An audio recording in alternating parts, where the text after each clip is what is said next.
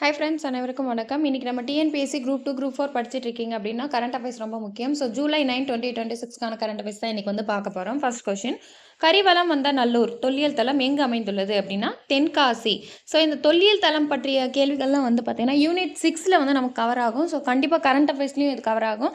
So ரொம்ப இம்பார்ட்டண்ட்டான ஒரு டாபிக். ஸோ ஸ்கிப் பண்ணாமல் வீடியோ வந்து பாருங்கள். ஃபஸ்ட்டு இது வந்து தென்காசியில் என்ன அப்படி ஸ்பெஷல் அப்படின்னு பார்த்தீங்கன்னா, ஆய்வு பண்ணும்போது ஒரு பெரிய கிணறு கிடச்சிருக்கு. அந்த கிணறு வந்து பார்த்திங்கன்னா செங்கற்களால் கட்டப்பட்ட பெரிய கிணறு. ஃபஸ்ட்டு செங்கற்களால் கட்டப்பட்ட பெரிய கிணறு எங்கே வந்து கிடச்சிருக்கு அப்படின்னா இந்த கரிவலம் வந்த நல்லூரில் தான். ஸோ ரொம்ப இம்பார்ட்டண்ட்டு. அது வந்து எங்கே இருக்குன்னா தென்காசி. நெக்ஸ்ட் என்ன கிடச்சிருக்குன்னா மயில் படம் வரையப்பட்ட ஒரு பானை வந்து கிடச்சிருக்கு. எங்கே அப்படின்னு கேட்டாங்க அப்படின்னாலும் அதுக்கும் கரிவலம் வந்த நல்லூர். அடுத்து தென்காசியில் வேறு என்னென்ன தொல்லியல் தலங்கள் இருக்குது அப்படின்னு பார்க்க போகிறோம். திருமலாபுரம் அப்படின்றது எங்கே அப்படின்னு கேட்டாலும் தென்காசி. இந்த மாதிரி பொருத்துகளை கேட்கறதுக்கு வாய்ப்புகள் இருக்குது. அடுத்து ஆனையூர், பந்தப்புலி, இப்படி இது எல்லாமே வந்து தென்காசியில் தான் இருக்குது. அடுத்து நெக்ஸ்ட் கொஸ்டின், இந்திய தொல்லியல் துறை எந்த ஆண்டு ஆரம்பிக்கப்பட்டது அப்படின்னா 1961ஆம் ஆண்டு. தூத்துக்குடி தொல்லியல் ஆய்வு தளம் அது வந்து பட்டணமருதூர் எந்த மாவட்டத்தை சார்ந்தது அப்படின்னு கேட்கறதுக்கு சான்சஸ் இருக்குது. ஸோ தூத்துக்குடி அப்படின்றது ஆன்சரு.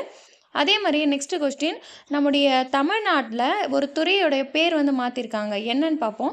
ஆதி திராவிடர் மற்றும் பழங்குடியினர் நலத்துறை அப்படின்ற ஒரு துறை இருந்தது. அந்த துறையை என்னவா மாற்றிருக்காங்க பேர் அப்படின்னா சமூக நீதித்துறை அமைச்சகம் அப்படின்னு வந்து மாற்றிருக்காங்க. அந்த அமைச்சகத்தினுடைய அமைச்சராக யார் இருக்காங்க இப்போ அப்படின்னா வன்னியரசர். வன்னியரசர் வந்து விசிகா கட்சியினுடைய ஒரு அமைச்சர்.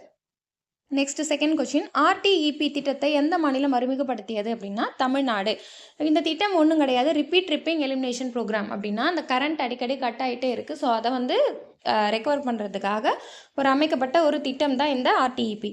தேர்ட் கொஸ்டின், பிரதமரின் ஸ்ராமிக் ப்ரோச்செக்ஷகன் என்ற திட்டத்தை எந்த அமைச்சகம் செயல்படுத்தியது அப்படின்னா வர்த்தக மற்றும் தொழில்துறை அமைச்சகம்.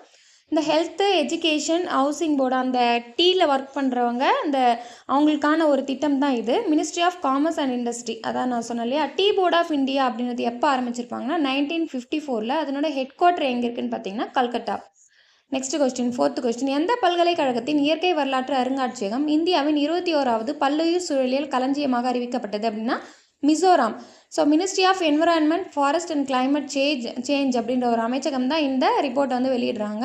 அடுத்து பயாலஜிக்கல் டைவர்சிட்டி ஆக்ட் 2002 உயிரி பல்லுயிர் சட்டம் அப்படின்னு கேட்டாங்கன்னா 2002 ஆன்சர் போடணும். ஓகே, இந்த வீடியோ உங்களுக்கு பிடிச்சிருந்தனா கண்டிப்பாக லைக் பண்ணுங்கள். அண்ட் சேனலை வந்து மறக்காமல் சப்ஸ்கிரைப் பண்ணி வச்சுக்கோங்க. தேங்க்யூ.